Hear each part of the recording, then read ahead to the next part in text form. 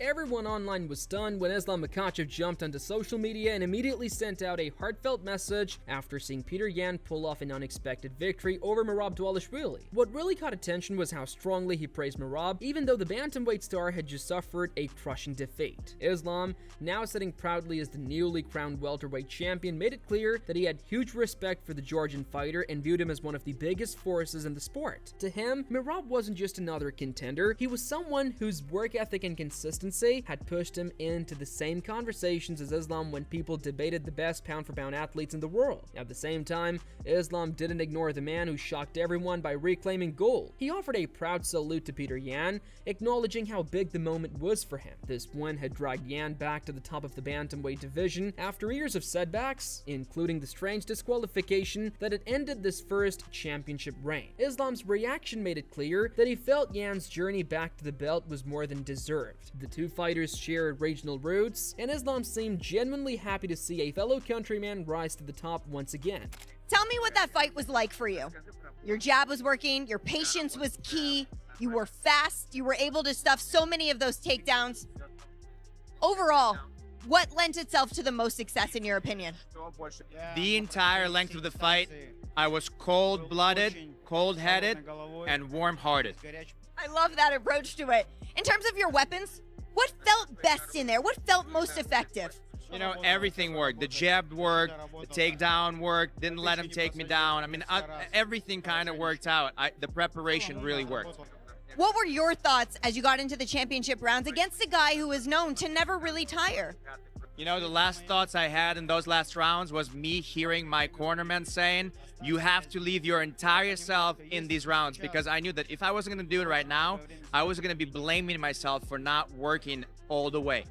While fans were still buzzing about Islam's post-fight thoughts, attention quickly shifted to Dana White, who also reacted to Petr Yan's performance. Dana was impressed by how clean and sharp Yan looked inside the octagon that night. The UFC CEO explained that Yan clearly earned the win based on what took place during the fight, but rather than place all the blame on Merab's performance, Dana brought up how exhausting Merab's year had been. According to him, Merab had pushed himself through a brutal schedule filled with tough matchups, and the wear from that run may have slowed him down when it mattered most. Still, Dana refused to dismiss Merab's effort. He showed admiration for Merab's grit and willingness to fight anyone at any time, and in Dana's eyes, Merab's toughness remained one of the strongest parts of his identity as an athlete. He made sure people understood that nights like UFC 323 are unpredictable, proving yet again that anything can happen in a high-stakes title fight. The main event, Petr Yan, a masterclass there. Can you just talk about his performance, especially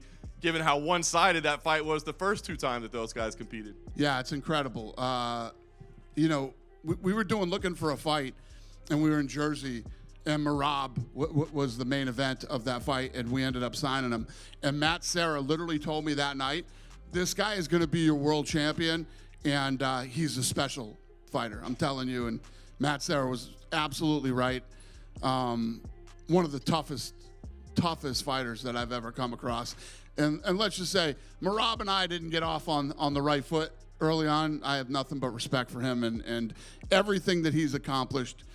And yeah, and for Petr to come in and do what he did tonight. And I mean, the body shots and the head shots and the wrestling. I mean, it was an incredibly high-level fight that was, you know, what a hell of a way to end the ESPN era. Yeah, it really was. Do you think, I mean, there is a case for a trilogy, right? I mean, I'm sure Merab's going to need some time off after that, but I mean, are you thinking about trilogy right now between these two, or do you feel like Petr Yan did enough tonight to move on to other challenges? You know the answer to this question. I'm not thinking about anything tonight other than, you know, that tonight was a great night of fights, and yeah, I don't know. But Dana's night wasn't free of drama.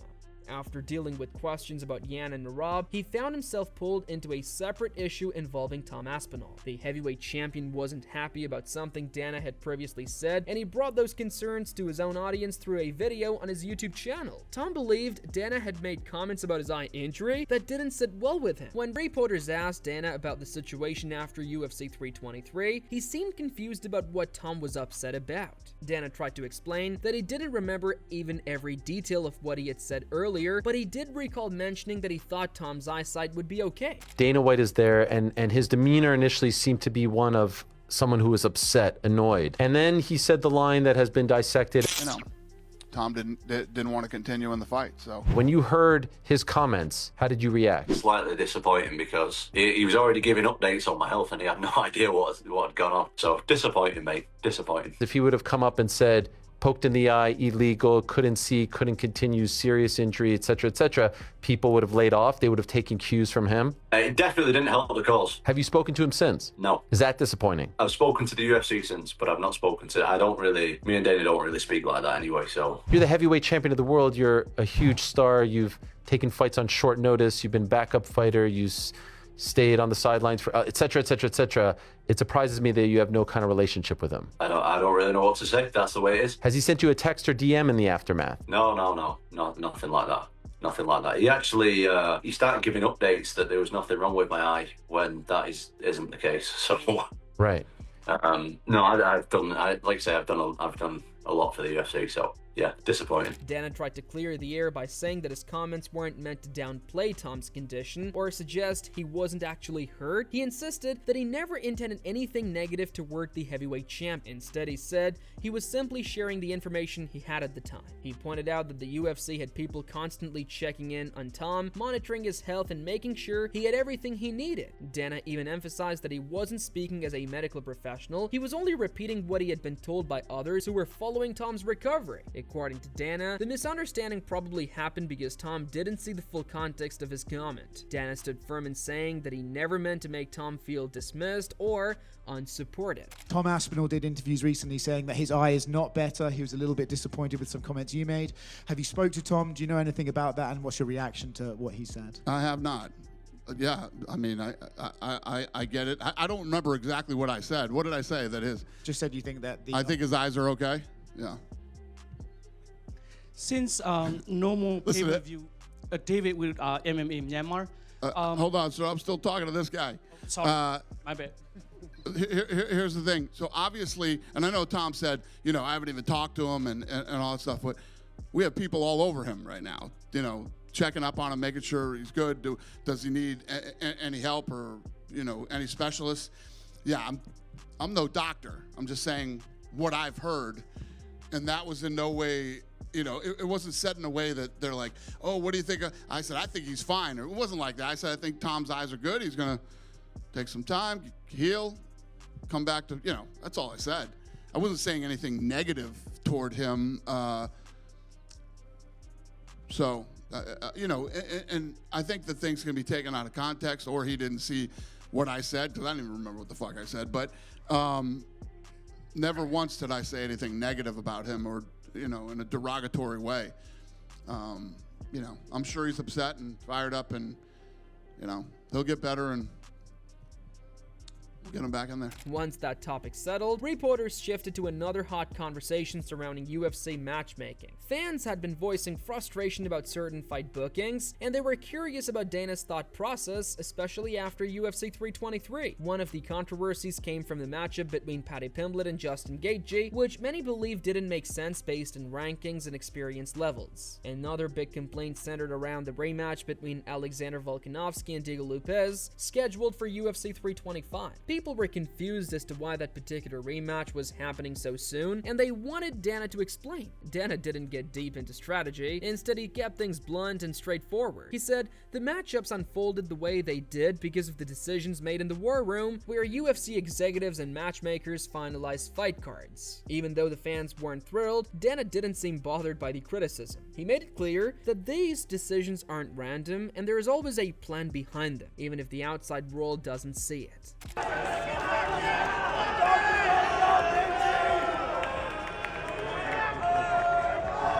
The conversation became even more focused when a reporter brought up Arman Tsarukyan, calling him the odd man out in the lightweight division. Many believed Arman deserved to be back in title conversations, especially with how well he had been performing recently. But Dana had a different view, very different. He said Arman wasn't being pushed aside. Instead, he explained that Arman had previously been offered a massive opportunity, a title shot against Islam Makhachev at UFC 311. But Arman had to pull out at the last minute, and Dana felt that kind of withdrawal couldn't be overlooked. From Dana's perspective, too much work and planning goes into preparing championship fights to allow last-minute changes without consequences. He didn't blame Armin personally, but made it clear that situations like that disrupt months of preparation for everyone involved. And because of that, Dana believes Armin has to fight his way back into the conversation rather than jump straight into another title shot. According to him, rankings alone don't guarantee a fighter another chance. Reliability matters just as much. Dana's stance was firm. Armin would eventually get his opportunity again, but only after proving himself once more inside the cage. Make a long runway for his I wouldn't title. say that he's the odd man out. Well, He had an opportunity, and you guys know how that played out, and he's gonna have to work his way back. I don't give a shit what the number says. He's gonna have to work his way back. There's just too much goes into this for those type of things to happen. We had a little.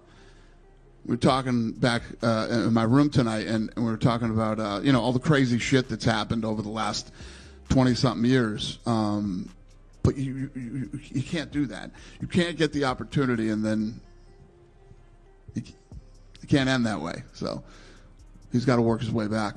As the press conference continued, another important update emerged, this time related to Alexander Pantoja. During the UFC 323 post-show, Megan O'Leary shared medical details about Pantoja's condition after he left the octagon in pain. Many had assumed he suffered an elbow injury, since that's where the discomfort seemed to be. But Megan revealed that the UFC's chief medical physician, Dr. Jeff Davidson, had informed her that it was actually a left shoulder dislocation that had popped back into place on its own. This meant his shoulder slipped out and then returned to its normal position without external help, which often causes serious pain and lingering weakness.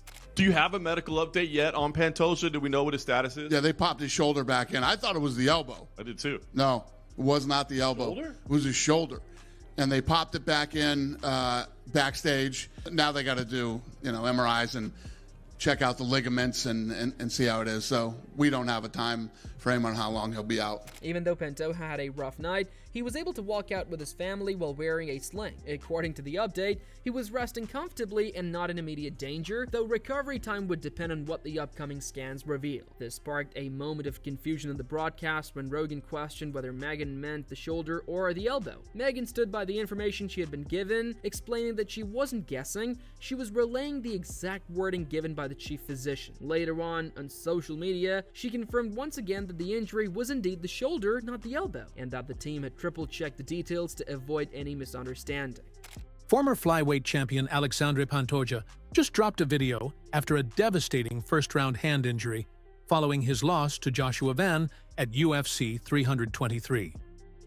When I see Joshua Van out the other side of the octagon, I believe I can finish him in the first round. That's what I try to do. Best camp of my life, best catch weight, best everything, I feel so comfortable in the octagon. That's my octagon, that's my belt. That's everything I did in my life, in my whole life to that moment, And it's not just about myself today, it's about Joshua Van, Joshua Van, that's his destiny to win this belt tonight. I want to work very hard. I work very hard all my life, and I'm gonna work again, and I'm gonna take my belt again, All of these storylines blended together to create an eventful fallout from UFC 323. Islam Makhachev showed nothing but class as he reacted to the surprising outcome of the bantamweight title fight, offering encouragement to Merab and recognition to Petr Yan. Dana White spent his time answering questions about the fight card, clearing up misunderstandings with Tom Aspinall, and defending decisions that had caused backlash among the fans. Meanwhile, important updates surfaced about fighters dealing with the physical toll of the event, highlighting both the danger and dedication found in the sport. By the end of the night, the entire MMA community had plenty to talk about, from unexpected losses and long-awaited comebacks to injuries, controversies, and the never-ending debate over matchmaking. The energy from UFC 323 carried far beyond the cage, reminding everyone why the sport continues to captivate fans around the world.